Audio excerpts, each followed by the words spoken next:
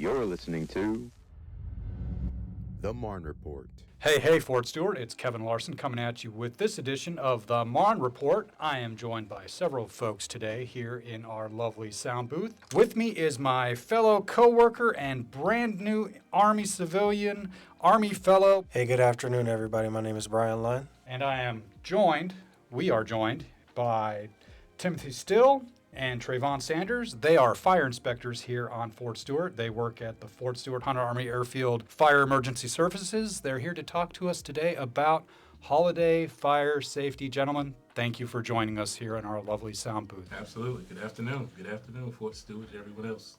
So let's kick things off with, obviously, holiday season. It's a busy time of year for everybody, shopping, whatnot, cooking, all the things that go with holidays. How busy is it for you guys, the firefighters, firemen and women out there, keeping us safe from the hot stuff? Well, the truth is it does get busier, and it's honestly a lot of times not even for what you think it is. It's kids are out of school and kids get bored. I know last year we had a problem with kids starting fires. Subdivisions out here in Fort Stewart. So it's really, I guess, it could be the holidays keep us busy, plus the kids getting bored keep us busy. Wow. So anything to add to that, Mr. Sanders, about kids being bored? Yeah, open area fires. We've had situations where the housing areas, the kids go out in the woods and they just say, well, we're going to make a campfire. And they find all kind of stuff, and it's not a great idea, but they don't understand the mechanics of fire. It's dry, it's going to burn. And then we get the calls. So trying to keep the kids engaged through the holidays and many activities they have going on around base. Exercise your rights being on base, because there's a lot going on. MWR, they have a large amount of programs to keep the kids busy. So, yeah. So kids, if you're listening, redirect your firebug energies to something constructive, like going to a tree lighting hosted by our MWR folks and other fun events in and around the communities. So it is the holiday season. I myself, I have gone to the way of the artificial tree. It hurts my German heritage very much, but it's easier to do, easier to take care of. But what about those people that still cling to that tradition of having a real tree for Christmas? Are there any safety tips to worry about with a Christmas tree that's alive? Oh, absolutely. They are wood. They are very flammable. Disposal of your tree, maintaining the tree while it's being lit, making sure that it's not dried out. You have to keep water on those things. And then after the season passes, make sure you dispose of that thing properly. Don't just let it sit in the living room because it's so pretty. It's just kindling, waiting to light up. Yeah, and to go along with that, do you know if there's any safety tips you can give us as far as kitchen, pets, children for this holiday season as well? First off, we always like to stress it. It is the holidays, but if you're going to drink, probably shouldn't be cooking. I know that's a hard thing to throw out there, and probably nobody's going to listen. So we just move on from that and say, if you're doing any type of cooking in that kitchen, try not to leave the kitchen. But if you're doing simmering or any type of, roasting or anything, just sometimes it's good we have all these smartphones. We can set up timers and just kind of remind us, hey, we got something going on in the kitchen. Another good thing I want to throw in there, all the families are there, we're cooking everything, all the kids are there, some people bring their animals. Keep them out of the kitchen. Make it like a kid and pet free zone. Absolutely. Reason is trip hazards. Pets, they love on you, so they want to be where you are.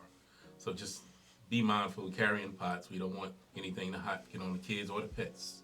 And then you got to think about the possible pans on fire. Stovetop fires. You got to think about curtains that are around the stoves, the countertops, and things that are on the countertops. You got to think about how to put that fire out. Easiest way is not throwing water on it. It's just covering it up with a pot lid, Covering it up with a pot lid. You take the air away from it, and that'll, consume the fire. If the oven, there's a fire in the oven, close the oven, cut the power. Simple things like that when we panic many a times, we're not in our right mind. So just being aware, making sure your fire extinguisher is at the edge of the kitchen, not next to the stove, because if the stove is on fire, you're not going to get access to that fire extinguisher. So just be mindful of the location of your fire extinguisher as well. That's an absolutely valid point. And something Please. to add to that is something as simple as keeping all your pots and pans, all the handles turned in so nobody can knock them off. Just simple things like that. Right, and back to that tip about the oven. if your oven, whatever you're baking inside of it, is on fire, you're not supposed to open the oven until the flames are extinguished, right? Until you don't see any fire anymore, right? Absolutely, absolutely. Many a times when you open the oven, the fire just blazes up a little more and it gets even more scary. Out of curiosity, we open it up just to see, but when you starve it of oxygen, you're actually controlling the fire. And also, absolutely, get out and call 911. So yeah, it looks scary. Your oven's on fire inside. Don't do the natural thing of, oh my gosh, let me look and see what I can do. Keep it closed. Let the fire go out on its own. Yeah, let's put it on the gram. No, don't do that. Good advice. All right, we'll take a quick break here for some important messages. If you or someone you know needs crisis support, dial 988.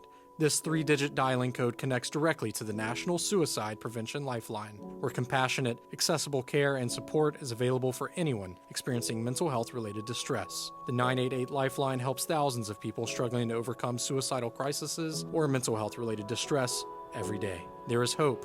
Call or text 988 today. And we're back. We are here with Timothy Still and Trayvon Sanders, 2 fire inspectors from our Fort Stewart Hunter Army Airfield Fire Emergency Services, to talk to us about holiday fire safety tips. Brian, you've got the next question for him. So what we know is turkeys are a fan favorite in the house. Can you give us any tips on cooking, disposing, going about that process?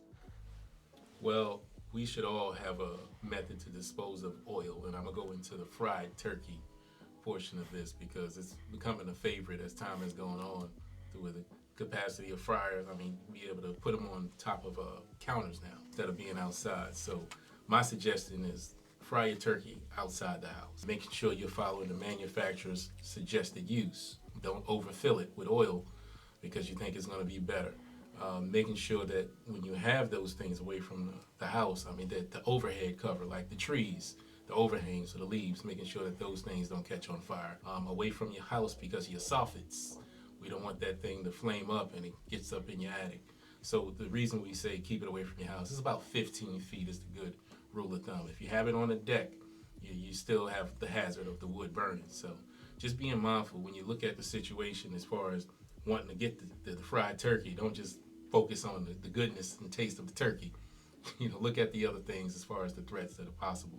And then once again, outside in the yard, kids and pets. Be careful. All right, and now we've got one other fun question for you gentlemen. What's your favorite Christmas present? Pie. I like pie and cupcakes. If you can't hear the smile on Trayvon Sanders' face, you are not able to hear. His smile was large when he said pie. Oh yeah, I like pie like Bubba got shrimp.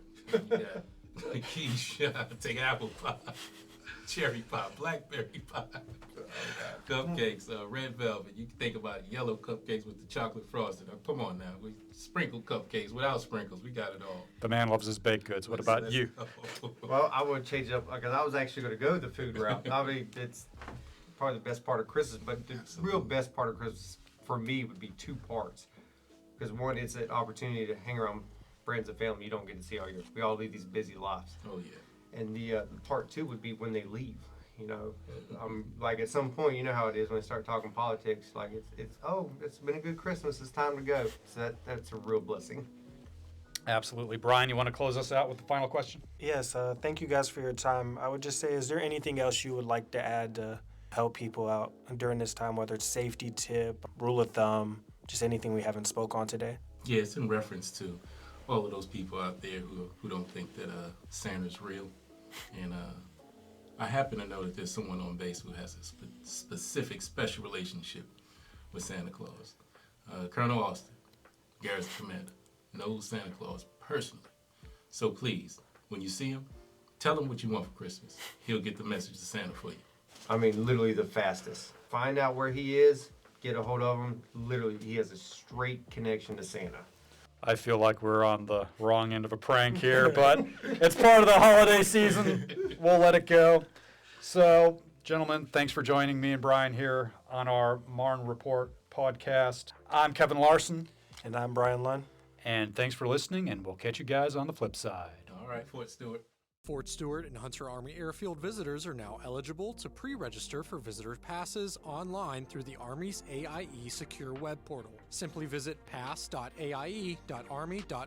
and follow the steps to submit your info. If all checks are cleared, the visitor will receive a custom text message with pass approval notifications, as well as a pass start and end dates. The visitor can pick up their pass from the Visitor Control Center through one of the self-service kiosks or use his or her driver's license for access.